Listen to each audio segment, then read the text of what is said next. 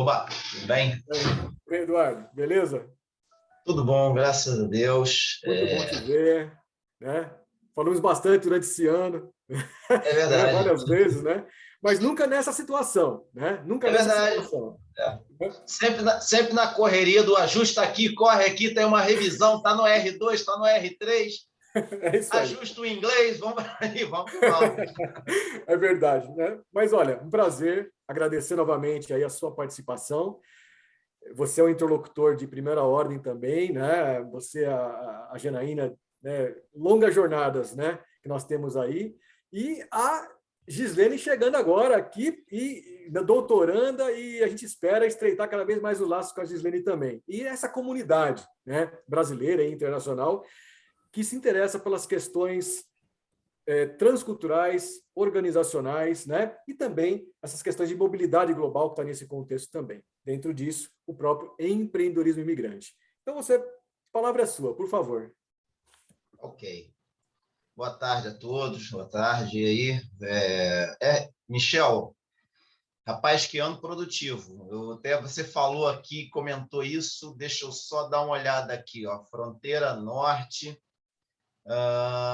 Cadê? Tem. Estou procurando aqui no meu lado. Aqui tem a conexões.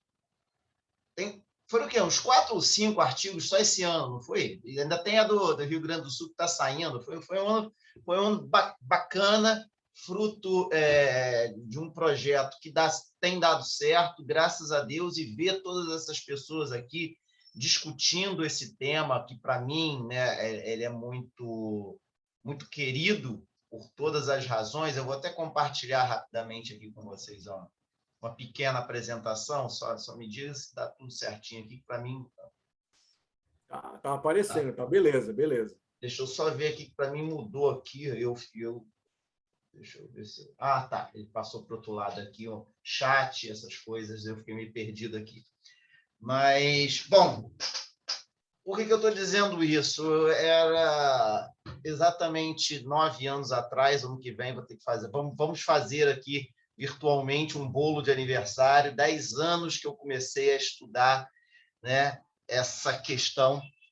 Foi lá em 2012, retomando aí, a gente estava, eu no departamento de administração da UF, eu coordenador do curso de administração, e nós começamos um movimento de criação do primeiro curso de graduação tecnológica em processos gerenciais com ênfase em empreendedorismo de uma Universidade Federal brasileira.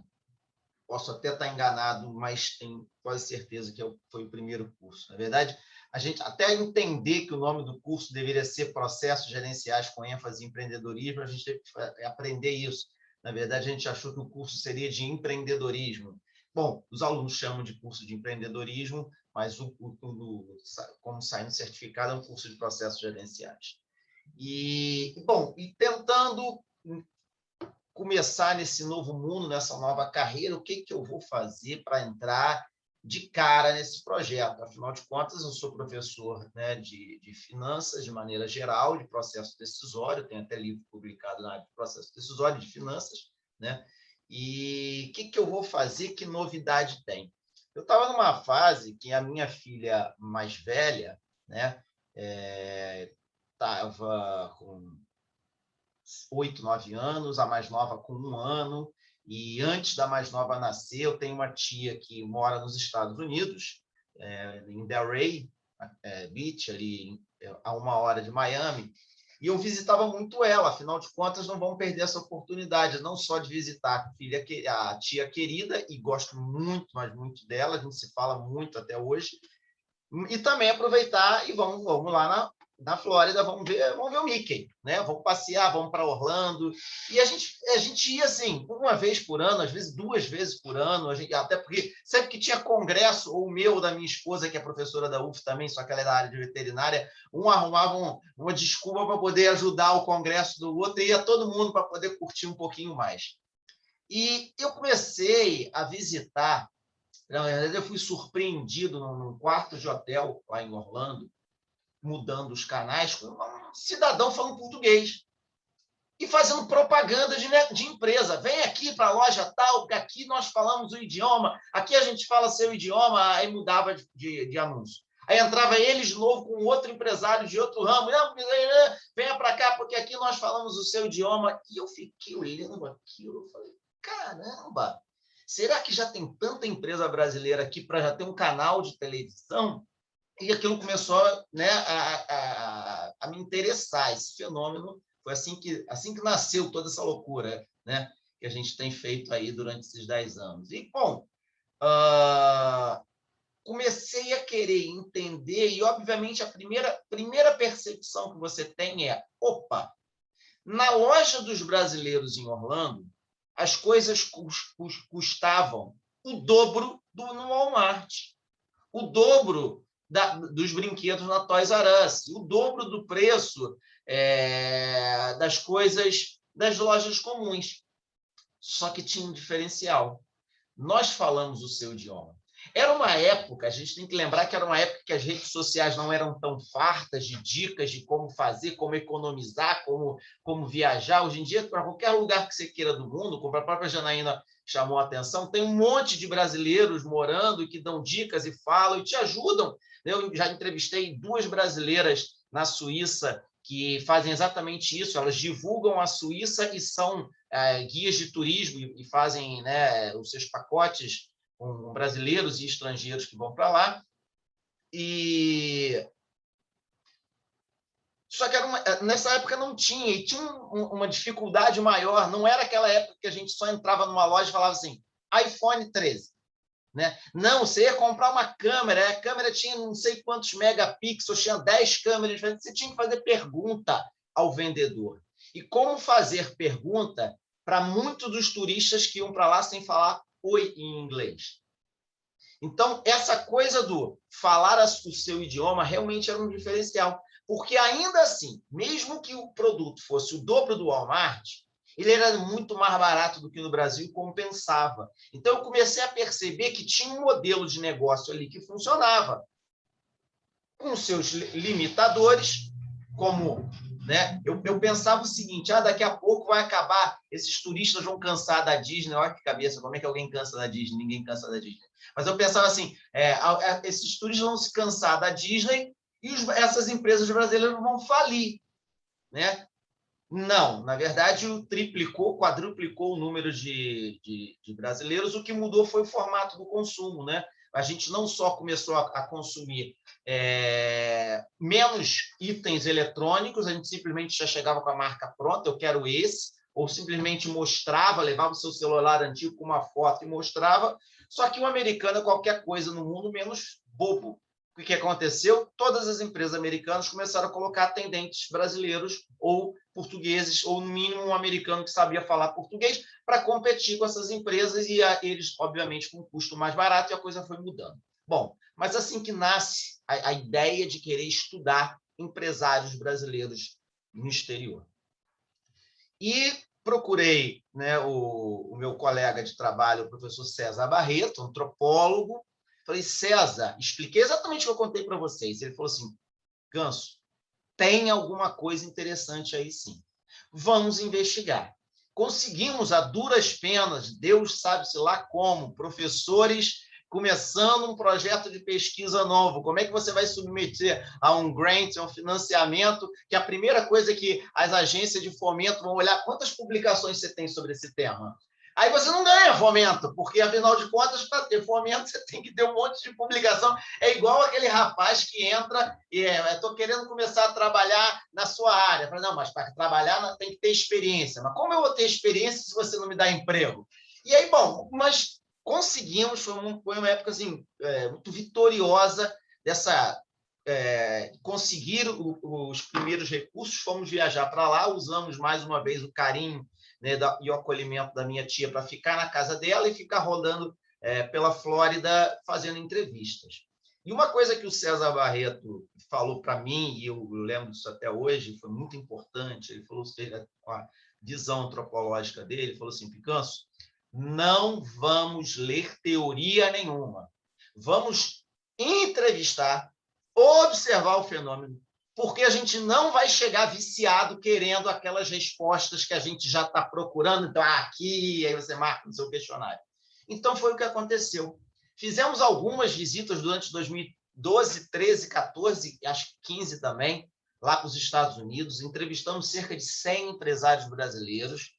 E aí voltamos, né? Nessas viagens, a gente voltava sempre conversando muito. Como a gente vai, primeiro, relatar e explicar esse fenômeno. E explicar e relatar esse fenômeno era exatamente isso, né?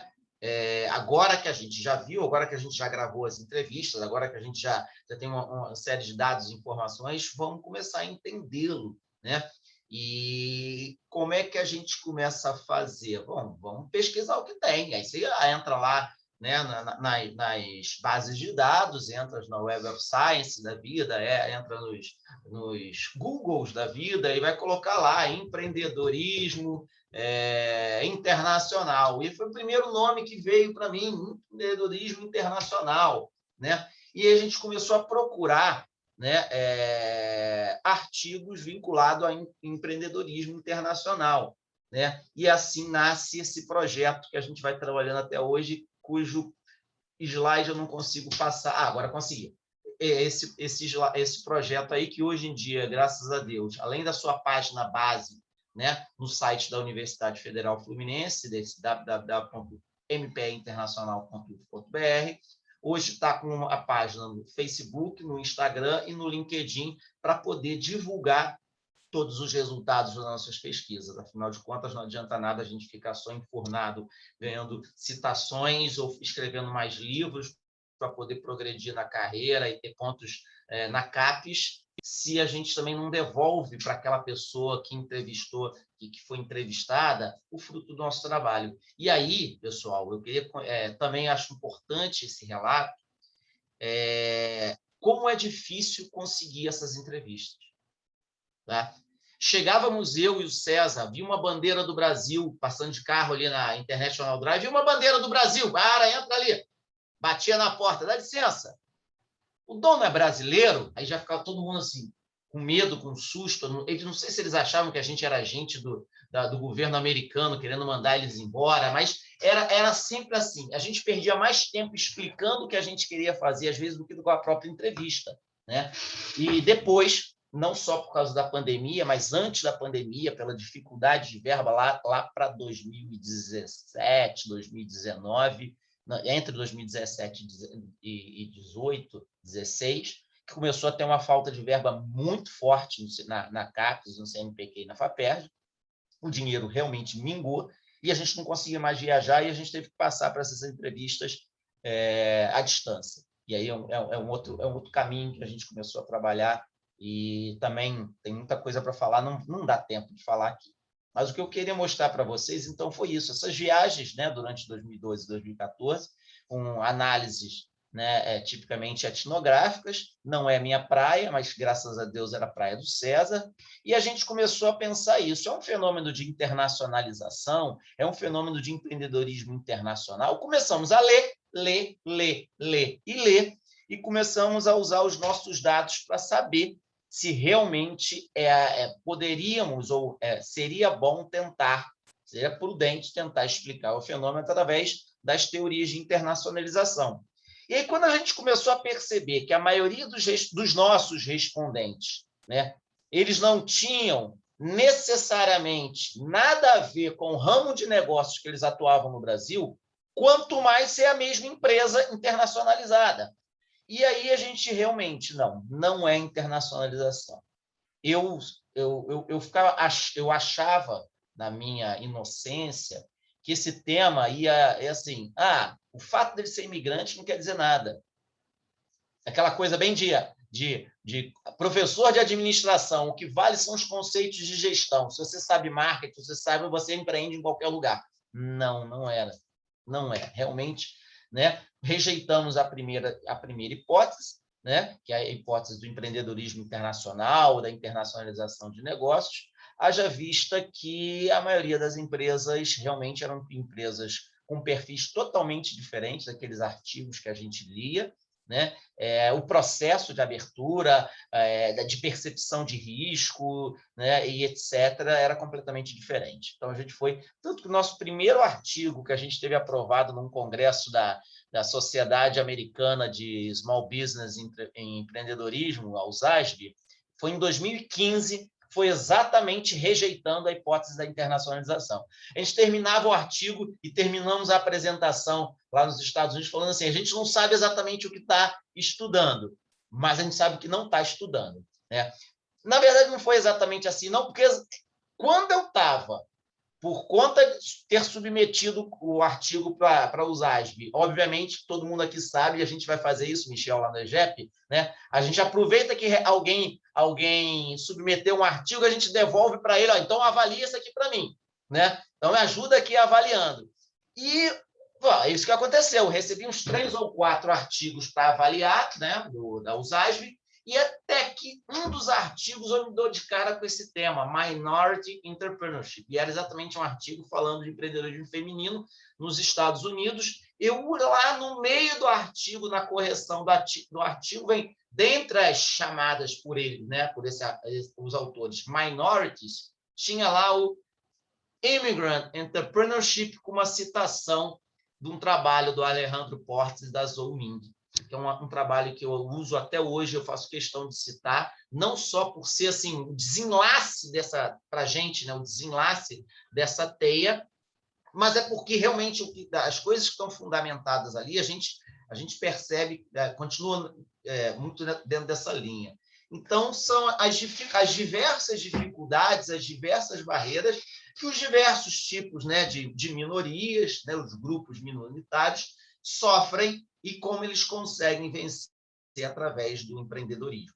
Hoje, o projeto, né, claro que para isso a gente teve, bateu muita cabeça, a gente aprendeu muito. Hoje, o projeto nosso trabalha em cada país que a gente quer trabalhar, sempre em 2 fases. Tá? Uma survey, que é feita à distância, tá? Para qualquer brasileiro morando no exterior. Hoje, só para eu não me perder aqui e não deixar de falar qualquer coisa, hoje a survey está aberta, em andamento, para brasileiros na Espanha, Itália, Japão, Países Baixos, Estados Unidos e Paraguai.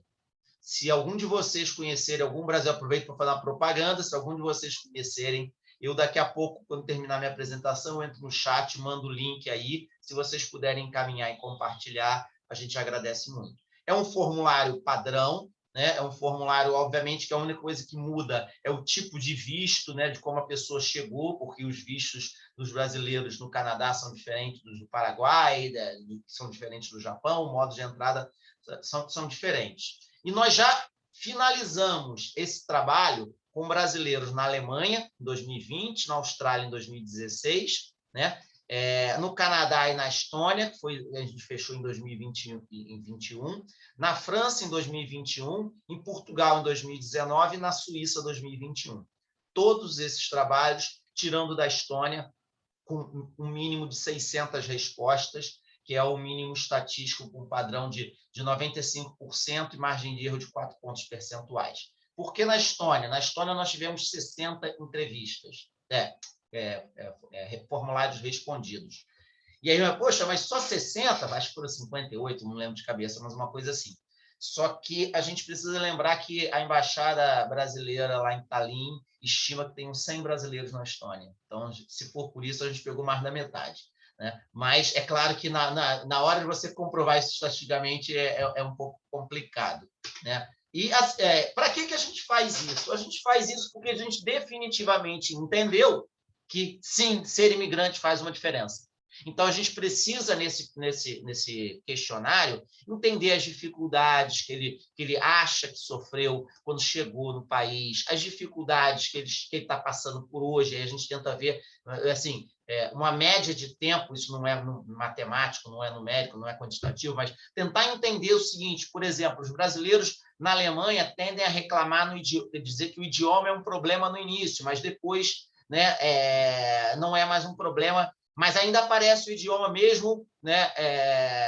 Qual o seu problema atual? Ainda é o idioma. Agora, por exemplo, Canadá, o inglês, obviamente mais fácil do que o alemão, eles praticamente não falam de problema de adaptação por causa de idioma como um problema atual, da atualidade.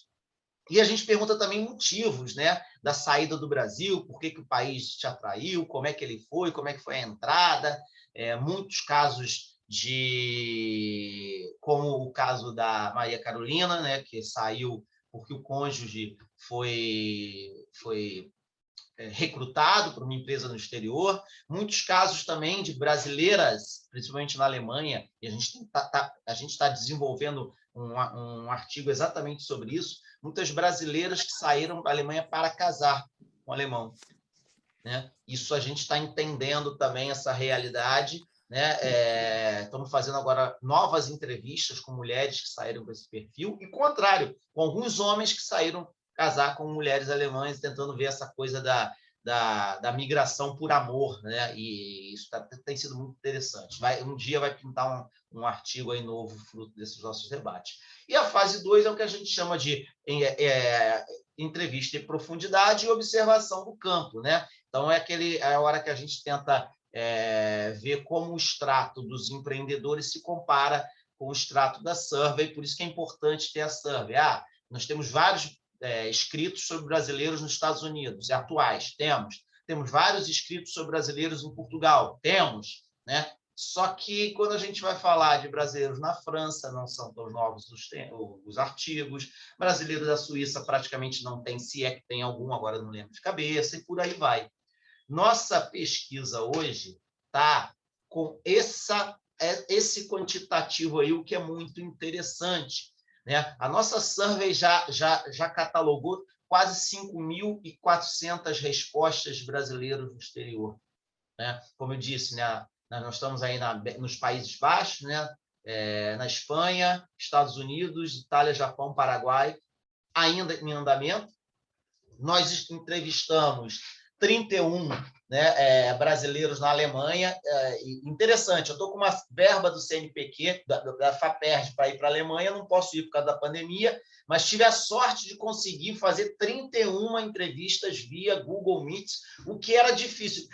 Por isso que eu chamei a atenção. Para quem entrava numa empresa mostrando o rosto e a pessoa tomava um susto, eu não posso te responder, eu não sei quem é você. Hoje, a gente consegue a confiança através do Google Meets. Também está mudando muito. Por quê? Porque nossa rede, nós temos mídias sociais e a gente tem muito mais instrumentos de comprovação de que nós realmente estamos ali apenas para uma entrevista. Sabe? De vez em quando eu recebo e-mail, professor, quando é que aquela minha entrevista vai sair? Eu falo assim, não é uma entrevista de jornal. E eu falo para tu, não é jornal, a gente está aqui fazendo entrevista técnica, né? Mas, bom, ainda está prevista a minha viagem para a Alemanha, provavelmente vai acontecer em janeiro de 2023. Na Austrália, nós tivemos aí o apoio da Renata Casado, que continua trabalhando com a gente até hoje lá na Austrália. Ela é professora, é brasileira, professora da Universidade de Perth, que entrevistou 22 brasileiros por lá, né? Obviamente, quando tiver próximos editais, a gente vai se submeter sobre a Bélgica, Canadá. O Michel, né, fez lá 42 entrevistas em 2019.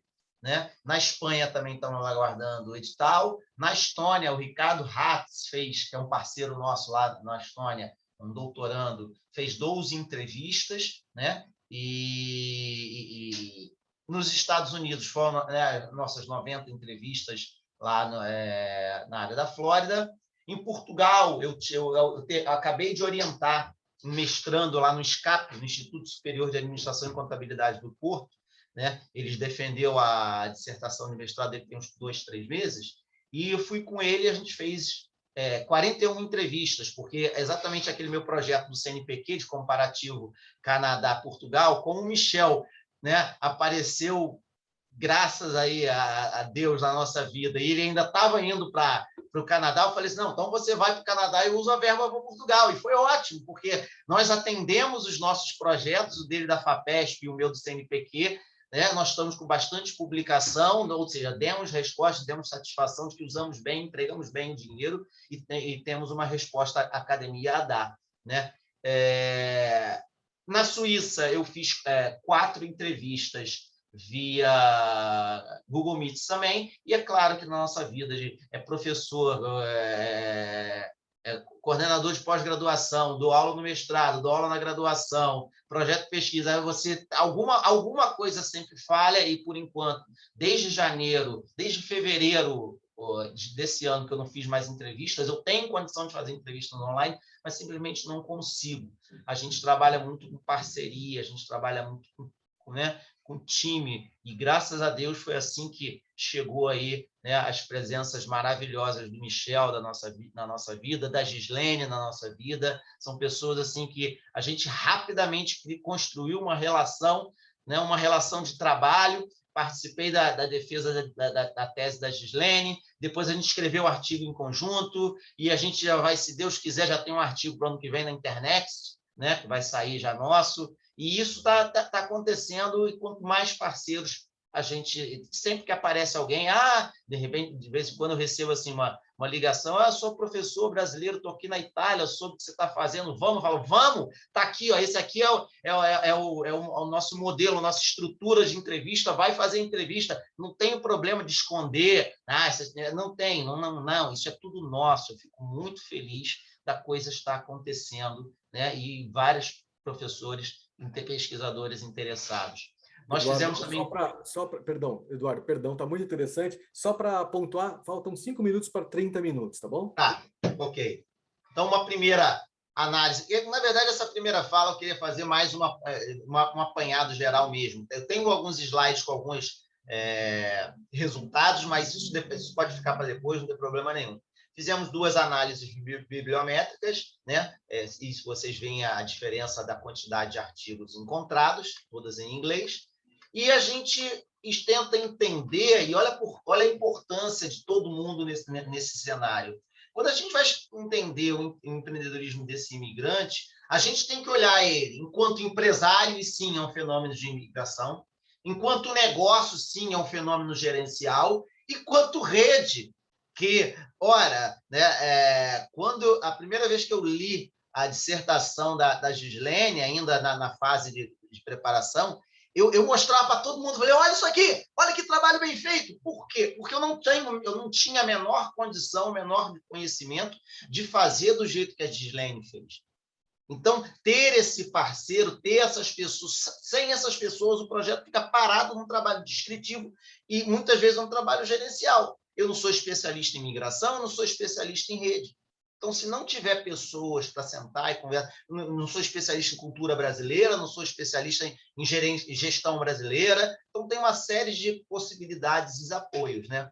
O caso clássico, e aí eu posso parar por aqui, né? Que é a pessoa chega, né? Vai viajar. O caso, depois eu vou falar, se der tempo, do caso da Maria Carolina, que é um caso, assim, eu fui anotando enquanto ela ia falando, bem diferente, que afinal de contas ela sai com uma condição, tá, de conhecimento, de falar o idioma, de conhecimento gerencial, que não é o que a maioria dos imigrantes experimentam. São pessoas mais simples, mais humildes, que estão aqui no Brasil e que estão saindo para Portugal porque tem, né, um parente que mora lá, ou tem direito à cidadania. Então, esse chefe aí, ele chega em São Paulo com R$100 no bolso, procura uma mesquita, ou seja, ele vai atrás da sua comunidade, vai atrás das redes, é através da rede que ele tem um suporte, espaço para ficar, e começa a juntar dinheiro, e aí ele vai comprar, ele vai empreender e vendeu aí no primeiro ano um faturamento de 1,1 milhão de reais,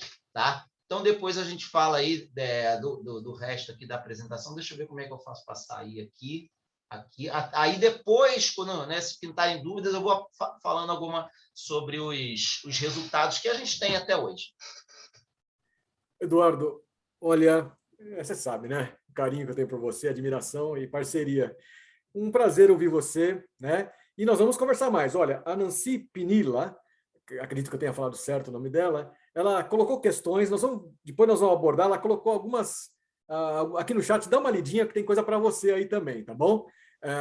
Estou vendo, bacana. No final nós vamos abrir para perguntas do público também. Esperamos receber enfim, manifestações, comentários e perguntas.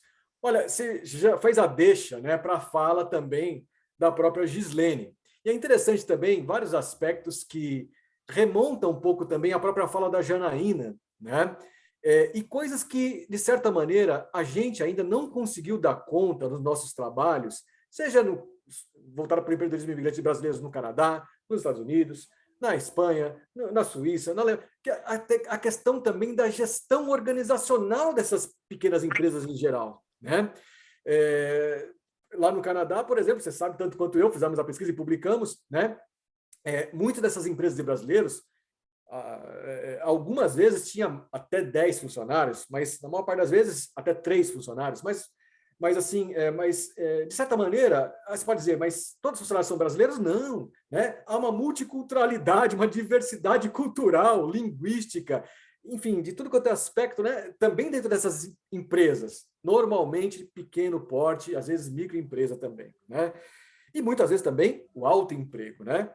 E aí então é um aspecto, quando o Eduardo também colocou aqui, e a gente fala isso com toda humildade mesmo, a gente não entende de cultura brasileira, né? Pois é, porque pode ser, e aí a Janaína também tem, e outros professores aqui, pesquisadores, a própria professora Darcy, da ETORG, a professora Maria Luísa, tem uma leitura, pesquisas, publicações também que abordam essa questão da gestão e a cultura brasileira, né? A cultura organizacional e a cultura brasileira.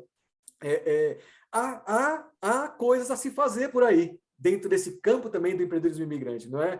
Ou seja, do aspecto da gestão organizacional também. Bom, mas aí o Eduardo, ele levantou a bola e falou redes, né?